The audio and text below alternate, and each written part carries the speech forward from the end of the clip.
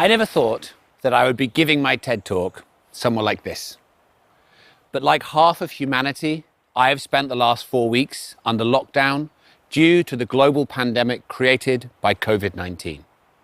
I am extremely fortunate that during this time, I've been able to come here, to these woods near my home in southern England. These woods have always inspired me. And as humanity now tries to think about how we can find the inspiration to retake control of our actions so that terrible things don't come down the road without us taking action to avert them, I thought this is a good place for us to talk. And I'd like to begin that story 6 years ago, when I had first joined the United Nations. Now, I firmly believe that the UN is of unparalleled importance in the world right now to promote collaboration and cooperation. But what they don't tell you when you join is that this essential work is delivered mainly in the form of extremely boring meetings, extremely long, boring meetings. Now, you may feel that you have attended some long, boring meetings in your life, and I'm sure you have, but these UN meetings are next level, and everyone who works there approaches them with a level of calm normally only achieved by Zen masters. But myself, I wasn't ready for that. I joined expecting drama and tension and breakthrough. What I wasn't ready for was a process that seemed to move at the speed of a glacier, at the speed that a glacier used to move at. Now, in the middle of one of these long meetings, I was handed a note. And it was handed to me by my friend and colleague and co-author, Christiana Figueres. Christiana was the executive secretary of the UN Framework Convention on Climate Change, and as such had overall responsibility for the UN reaching what would become the Paris Agreement. I was running political strategy for her. So when she handed me this note, I assumed that it would contain detailed political instructions about how we were going to get out of this nightmare quagmire that we seemed to be trapped in. I took the note and looked at it. It said, painful, but let's approach with love. Now, I love this note for lots of reasons. I love the way the little tendrils are coming out from the word painful. It was a really good visual depiction of how I felt at that moment. But I particularly love it because as I looked at it, I realized that it was a political instruction, and that if we were going to be successful, this was how we were going to do it. So let me explain that. What I'd been feeling in those meetings was actually about control. I had moved my life from Brooklyn in New York to Bonn in Germany with the extremely reluctant support of my wife. My children were now in a school where they couldn't speak the language, and I thought the deal for all this disruption to my world was that I would have some degree of control over what was going to happen. I felt for years that the climate crisis is the defining challenge of our generation. And here I was, ready to play my part and do something for humanity. But I put my hands on the levers of control that I'd been given and pulled them, and nothing happened. I realized the things I could control were menial day-to-day things. Do I ride my bike to work, and where do I have lunch? Whereas the things that were going to determine whether we were going to be successful were issues like, will Russia wreck the negotiations? Will China take responsibility for their emissions? Will the US help poorer countries deal with their burden of climate change? The differential felt so huge, I could see no way I could bridge the two. It felt futile. I began to feel that I'd made a mistake. I began to get depressed. But even in that moment, I realized that what I was feeling had a lot of similarities to what I'd felt when I first found out about the climate crisis years before. I'd spent many of my most formative years as a Buddhist monk in my early 20s, but I left the monastic life because even then, 20 years ago, I felt that the climate crisis was already a quickly unfolding emergency, and I wanted to do my part. But once I'd left and I rejoined the world, I looked at what I could control. It was the few tons of my own emissions and that of my immediate family, which political party I voted for every few years, whether I went on a march or two. And then I looked at the issues that would determine the outcome, and they were big geopolitical negotiations, massive infrastructure spending plans, what everybody else did. The differential, again, felt so huge that I couldn't see any way that I could bridge it. I kept trying to take action, but it didn't really stick. It felt futile. Now, we know that this can be a common experience for many people, and maybe you have had this experience. When faced with an enormous challenge that we don't feel we have any agency or control over, Our mind can do a little trick to protect us. We don't like to feel like we're out of control, facing big forces. So our mind will tell us, maybe it's not that important. Maybe it's not happening in the way that people say anyway. Or it plays down our own role. There's nothing that you individually can do, so why try? But there's something odd going on here. Is it really true that humans will only take sustained and dedicated action on an issue of paramount importance when they feel they have a high degree of control? Look at these pictures. These people are caregivers and nurses who have been helping humanity face the coronavirus COVID-19 as it has swept around the world as a pandemic in the last few months. Are these people able to prevent the spread of the disease? No. Are they able to prevent their patients from dying? Some they will have been able to prevent, but others it will have been beyond their control. Does that make their contribution futile and meaningless? Actually, it's offensive even to suggest that. What they are doing is caring for their fellow human beings at their moments of greatest vulnerability. And that work has huge meaning, to the point where I only have to show you those pictures for it to become evident that the courage and humanity that those people are demonstrating makes their work some of the most meaningful things that can be done as human beings, even though they can't control the outcome. Now that's interesting because it shows us that humans are capable of taking dedicated and sustained action even when they can't control the outcome. But it leaves us with another challenge. With the climate crisis, the action that we take is separated from the impact of it. Whereas what is happening with these images is these nurses are being sustained not by the lofty goal of changing the world, but by the day-to-day satisfaction of caring for another human being through their moments of weakness. With the climate crisis, we have this huge separation. It used to be that we were separated by time. The impacts of the climate crisis were supposed to be way off in the future. But right now, the future's come to meet us. Continents are on fire, cities are going underwater, countries are going underwater, hundreds of thousands of people are on the move as a result of climate change. But even if those impacts are no longer separated from us by time, they're still separated from us in a way that makes it difficult to feel that direct connection. They happen somewhere else, to somebody else, or to us in a different way than we're used to experiencing it.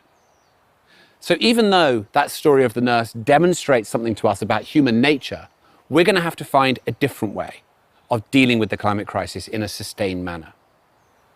There is a way that we can do this, a powerful combination of a deep and supporting attitude that, when combined with consistent action, can enable whole societies to take dedicated action in a sustained way towards a shared goal.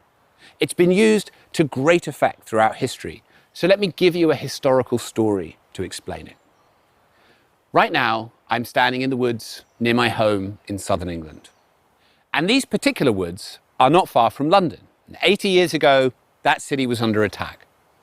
In the late 1930s, the people of Britain would do anything to avoid facing the reality that Hitler would stop at nothing to conquer Europe. Fresh with memories from the First World War, they were terrified of Nazi aggression and would do anything to avoid facing that reality. In the end, the reality broke through. Churchill is remembered for many things, and not all of them positive. But what he did in those early days of the war was he changed the story the people of Britain told themselves about what they were doing and what was to come. Where previously there had been trepidation and nervousness and fear, there came a calm resolve. An island alone, a greatest hour, a greatest generation. A country that would fight them on the beaches and in the hills and in the streets. A country that would never surrender. That change from fear and trepidation to facing the reality, whatever it was and however dark it was, had nothing to do with the likelihood of winning the war. There was no news from the front that battles were going better, or even at that point that a powerful new ally had joined the fight and changed the odds in their favor. It was simply a choice. A deep, determined, stubborn form of optimism emerged, not avoiding or denying the darkness that was pressing in, but refusing to be cowed by it. That stubborn optimism is powerful. It is not dependent on assuming that the outcome is going to be good or having a form of wishful thinking about the future. However, what it does is it animates action and infuses it with meaning. We know that from that time, despite the risk and despite the challenge, it was a meaningful time full of purpose. And multiple accounts have confirmed that actions that ranged from pilots in the Battle of Britain to the simple act of pulling potatoes from the soil became infused with meaning. They were animated towards a shared purpose and a shared outcome. We have seen that throughout history. This coupling of a deep and determined stubborn optimism with action. When the optimism leads to a determined action, then they can become self-sustaining. Without the stubborn optimism, the action doesn't sustain itself. Without the action, the stubborn optimism is just an attitude. The two together can transform an entire issue and change the world. We saw this at multiple other times. We saw it when Rosa Parks refused to get up from the bus. We saw it in Gandhi's long salt marches to the beach. We saw it when the suffragettes said that courage calls to courage everywhere.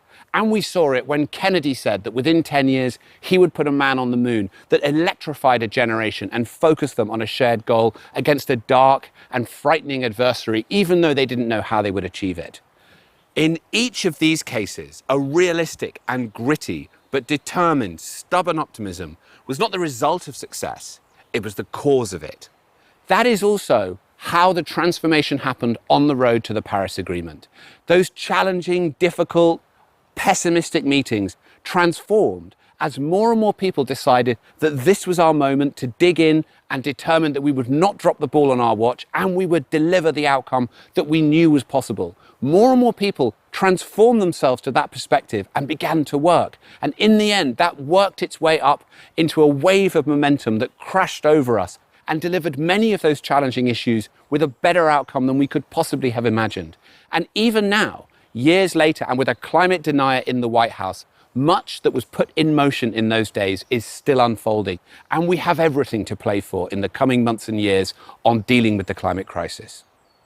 So right now, we are coming through one of the most challenging periods in the lives of most of us. The global pandemic has been frightening, whether personal tragedy has been involved or not. But it has also shaken our belief that we are powerless in the face of great change. In the space of a few weeks, we mobilized to the point where half of humanity took drastic action to protect the most vulnerable. If we're capable of that, maybe we have not yet tested the limits of what humanity can do when it rises to meet a shared challenge. We now need to move beyond this narrative of powerlessness. Because make no mistake, the climate crisis will be orders of magnitude worse than the pandemic if we do not take the action that we can still take to avert the tragedy that we see coming towards us. We can no longer afford the luxury of feeling powerless. The truth is that future generations will look back at this precise moment with awe as we stand at the crossroads between a regenerative future and one where we have thrown it all away. And the truth is that a lot is going pretty well for us in this transition. Costs for clean energy are coming down, cities are transforming, land is being regenerated, people on the streets calling for change with a verve and tenacity we have not seen for a generation. Genuine success is possible in this transition, and genuine failure is possible too, which makes this the most exciting time to be alive. We can take a decision right now that we will approach this challenge with a stubborn form of gritty, realistic, and determined optimism, and do everything within our power to ensure that we shape the path as we come out of this pandemic towards a regenerative future. We can all decide that we will be hopeful beacons for humanity, even if there are dark days ahead. And we can decide that we will be responsible. We will reduce our own emissions by at least 50% in the next 10 years. And we will take action to engage with governments and corporations to ensure they do what is necessary coming out of the pandemic to rebuild the world that we want them to. Right now, all of these things are possible. So let's go back to that boring meeting room where I'm looking at that note from Christiana. And looking at it took me back to some of the most transformative experiences of my life.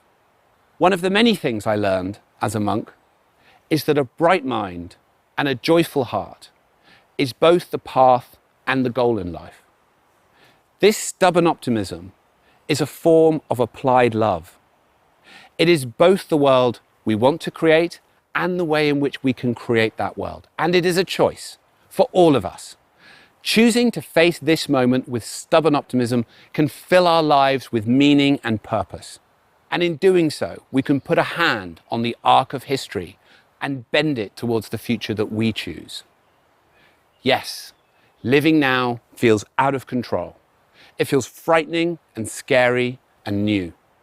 But let's not falter at this most crucial of transitions that is coming at us right now. Let's face it with stubborn and determined optimism. Yes, seeing the changes in the world right now can be painful, but let's approach it with love. Thank you.